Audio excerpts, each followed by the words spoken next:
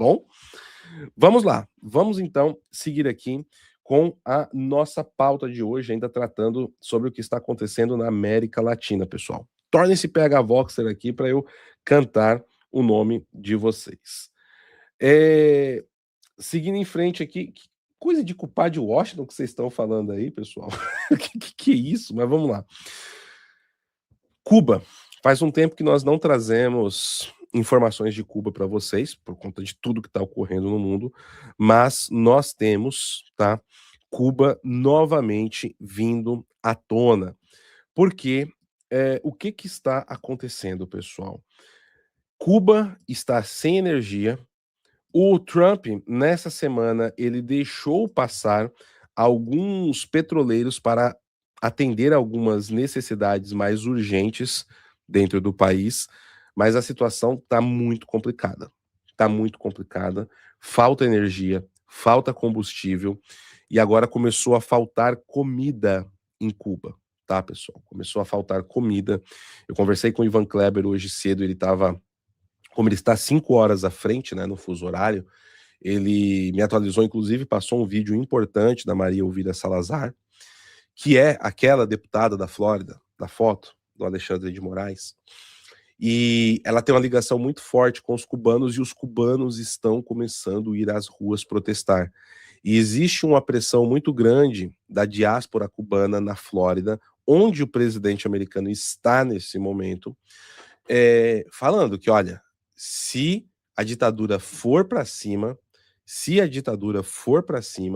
nós vamos buscar ações do governo americano contra o regime cubano, tá?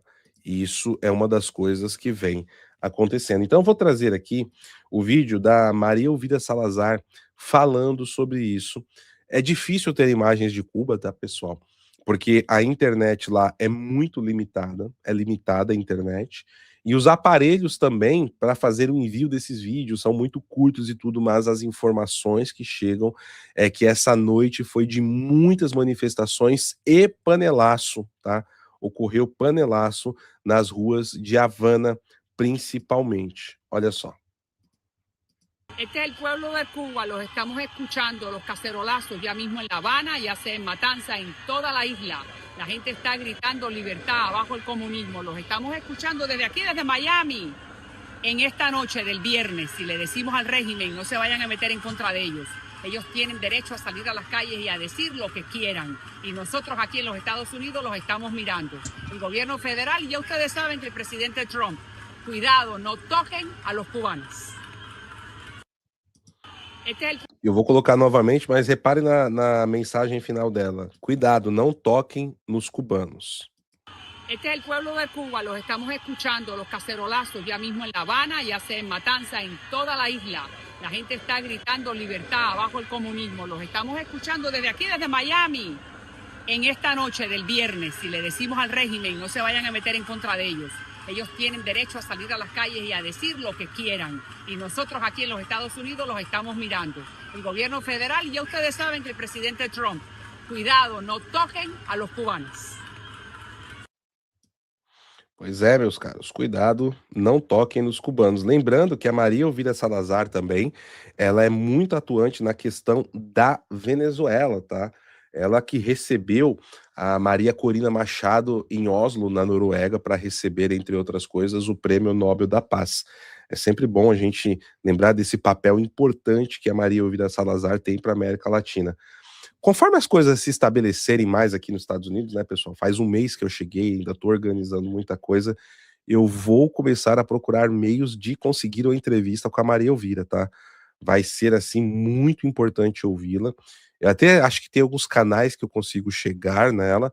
Vou lá para Miami, ou quando ela estiver aqui em Washington, D.C. mesmo, vou tentar meios de conseguir entrevistá-la, trazer para vocês uma entrevista aí. Vou até ela, gravar mesmo, ver como é que vai ser, porque vale muito, muito, muito a pena mesmo ouvir o que ela tem a dizer, tá certo? Muito bem. Vamos lá, pessoal. Além disso, nós tivemos, tá, o Shield of America, que foi lançado como eu disse para vocês, eu vou preparar um vídeo só sobre isso, dando todos os detalhes do Shield of America, mas alguns pontos tocam aqui na questão cubana. O evento ainda está acontecendo, por isso que eu não vou tratar diretamente aqui, agora, na análise da semana, mas fiquem de olho lá no nosso outro canal, PH Araújo nos Estados Unidos. Lá tem muito material importante, inclusive tem um vídeo hoje que está viralizado, muito obrigado a cada um de vocês, falando da questão de Taiwan, China e a guerra do Irã. Se você não viu, vá lá e veja, o vídeo assim tá, né, impressionante. O pessoal tá gostando muito, o maior vídeo da história do canal, inclusive, tá com 16 minutos, para vocês verem como a informação lá é bem assertiva. Mas o presidente Donald Trump hoje, durante o Shield of the Americas, né, Doral 2026, agora é o Foro de Doral, né, que é o antiforo de São Paulo. O presidente Donald Trump dedicou uma parte da sua fala bem curta, eu vou trazer aqui, falando sobre Cuba e que grandes mudanças estão vindo lá. Olha só. Venezuela, we're also looking forward to the great change that will soon be coming to Cuba. Cuba's at the end of the line. They're very much at the end of the line. They have no money, they have no oil. They have a bad philosophy, they have a bad regime that's been bad for a long time. Agora eu vou traduzir aqui para vocês então o que o Trump está dizendo. Vamos lá. Venezuela, we're also looking forward to the great change that will Nós soon be estamos olhando coming para to Cuba. grandes mudanças no regime Cuba's cubano. at the end of the line. E no fim da They're very linha, much at the end of eles the estão bem line. no fim da linha. They have no money, they have Eles no não têm oil. dinheiro, They have a eles não bad têm petróleo, philosophy, they have a bad eles têm uma má regime filosofia, that's têm um regime muito been bad ruim for a long time. e é mal por Venezuela, muito we're tempo, also né? Então, ele está sim mirando uma mudança, né, em Cuba profunda e é o próximo passo, tá, pessoal? É o próximo passo. E além da questão cubana, quem aqui ontem, pessoal, assistiu? Quem aqui sempre tô olhando agora aqui para ver se esse microfone tá ficando mudo, né? Quem ontem aqui assistiu a entrada de urgência que nós fizemos, já eram às 11 horas da noite no Brasil, falando sobre o ataque militar que os Estados Unidos fez em coordenação com o exército equatoriano contra acampamentos das Farc, né, os chamados agora ex-Farc máfia, a máfia dos ex-Farc, e toda a operação que foi introduzida ali. Vocês assistiram? Quem assistiu, coloque um no chat, por favor, só para eu saber o quanto que eu me aprofundo nessa questão. Enquanto isso, eu vou tomar um cafezinho aqui, um golinho de café, para aquecer a garganta.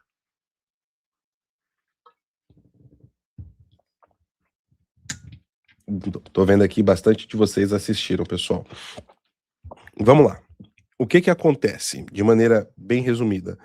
O governo equatoriano, em uma ação conjunta com o exército americano, e o governo americano e o exército equatoriano, deflagraram ontem um ataque com mísseis, tá, pessoal? Com mísseis contra posições das guerrilhas das Farc infiltradas dentro do Equador e campos de treinamento de guerrilheiros e narcotraficantes ali na costa do Pacífico. E isso faz parte de um esforço que já foi uma preparação do Shields of the America, que é esse antiforo de São Paulo que está sendo lançado. O Brasil está de fora de tudo isso. E no meio de diversas dessas ações, o governo americano, desde a quinta-feira, está muito focado ali na região de Miami, com o secretário da guerra, Pete Hegseth, falando sobre isso. E tivemos o Stephen Miller, que é uma pessoa bem polêmica dentro da Casa Branca, tá? Ele acho que é o principal assessor do Trump. Hoje, as duas principais pessoas ao redor do Trump é a Susan, né, que é a chefe de gabinete, e o principal advisor ali do lado do Trump é o Stephen Miller. Ele é um sujeito que tem algumas ideias complexas, tá? Mas ele fez aqui uma introdução do que vai ser o Shields of America de uma forma bem concisa e bem precisa. E aí, eu vou colocar o vídeo dele, fiz aqui a dublagem com o IA para vocês, né, para os amigos, como é um vídeo mais longo, os amigos sempre falam, olha, eu assisto trabalhando, fazendo comida, né? Estou fazendo outras coisas, então quando você coloca dublado por IA, me ajuda muito. Então, atendendo a pedidos, eu fiz dessa forma. Depois eu vou comentar algumas coisas aqui com vocês. Nos últimos 14 meses, sob a liderança do presidente Trump, o paradigma mudou no hemisfério ocidental. Os falantes anteriores mencionaram alguns deles, mas gostaria de reiterar que não cediremos 1 centímetro de território deste hemisfério aos nossos inimigos ou adversários. Nossa segurança nacional, a segurança e o bem-estar de nossos povos começam em nossa casa, em nossas comunidades e em nossa cidade natal. Por muito tempo permitimos inimigos estrangeiros, oponentes estrangeiros e organizações terroristas inimigas controlar o território e o espaço deste hemisfério, onde eles podem projetar forças, ameaças e ameaçar diretamente a vidas de seus cidadãos e nossos cidadãos. Portanto, sob a liderança do presidente Trump, estamos usando poder duro, poder militar e força letal para proteger e defender a pátria americana. Nenhum de vocês deve tolerar uma milha quadrada de território sob o controle de qualquer entidade que seu governo soberano.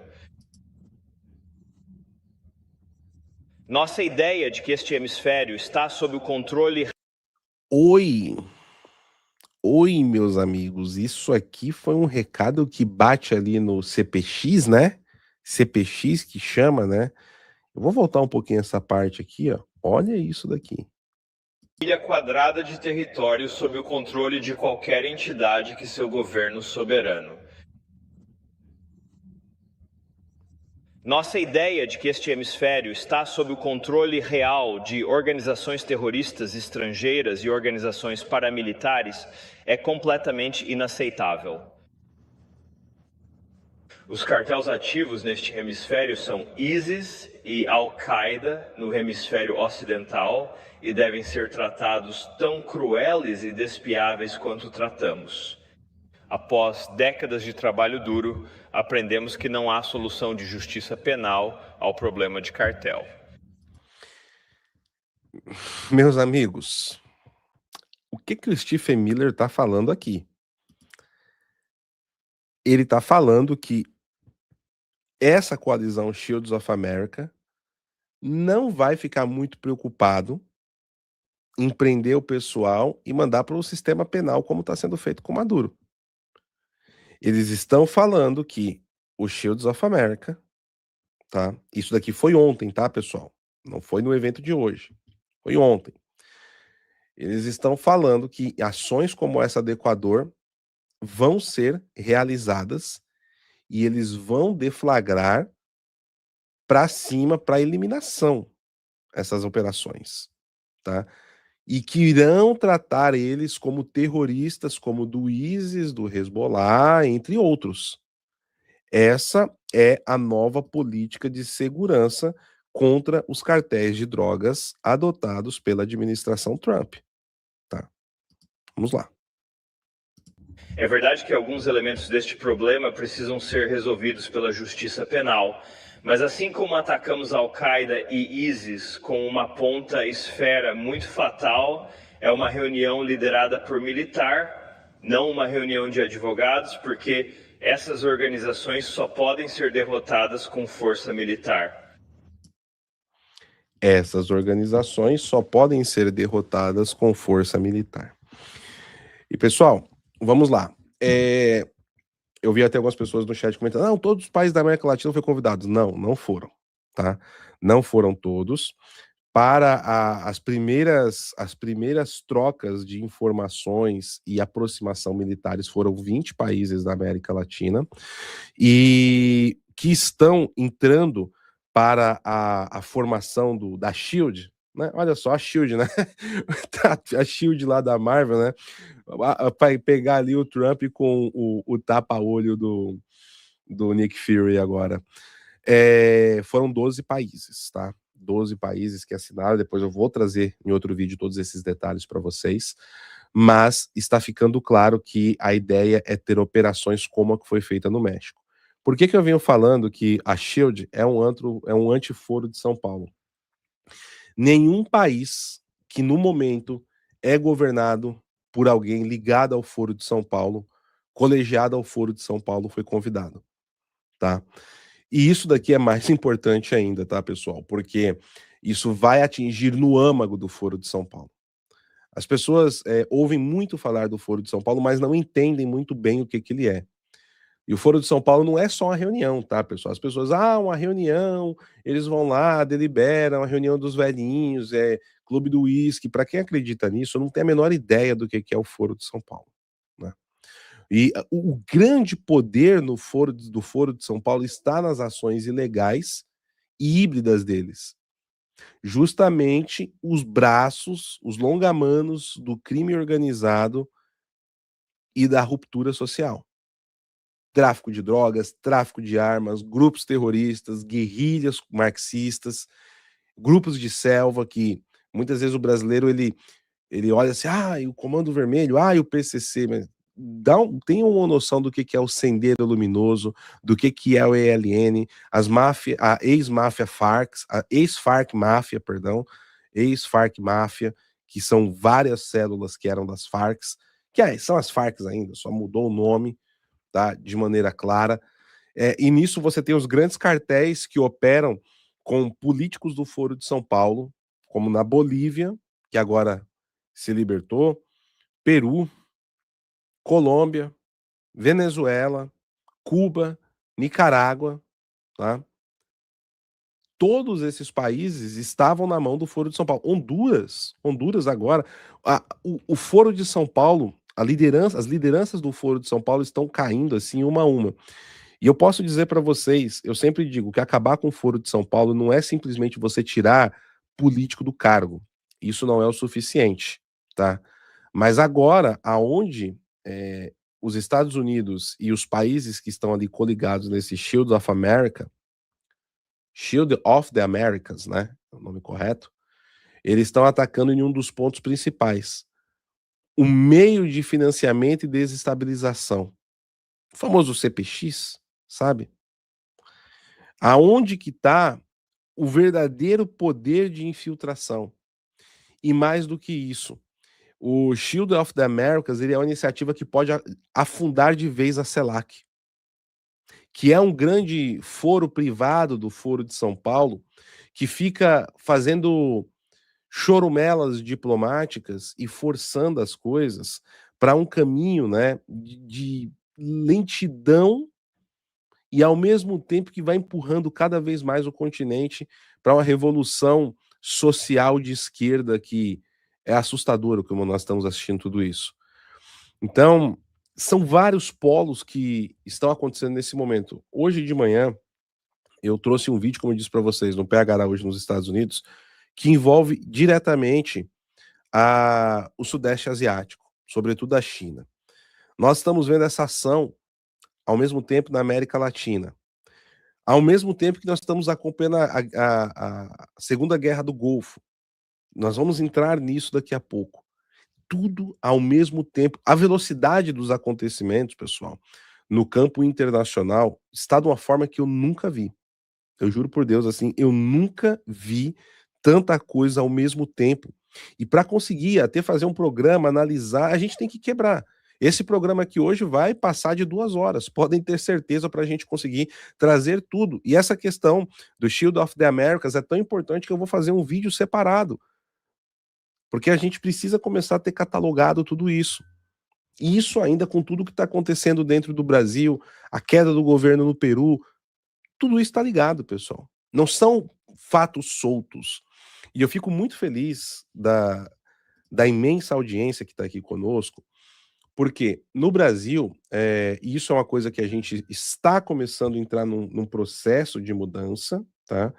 Mas o brasileiro, por muito tempo, e os políticos brasileiros ainda precisam melhorar muito nisso, tá? Sobretudo da direita. Sempre olharam para a política nacional como se só isso importasse, se o Brasil resumisse-se a essas coisas do dia a dia, esse mundo de Brasília, e é como se o mundo fosse Brasília, né? E o mundo é muito maior, e o que acontece no exterior, o que acontece na geopolítica, o que acontece nas relações internacionais, impacta diretamente o que acontece no Brasil. E é por isso que, muitas vezes, dentro do Brasil, o brasileiro ele fica só tomando porrada, ele é reativo. Tanto o político quanto o eleitor. Não sabe de onde está vindo a porrada, não sabe o que está acontecendo. Enquanto a esquerda tem uma articulação muito ampla. Então, é preciso a gente passar para essa próxima fase.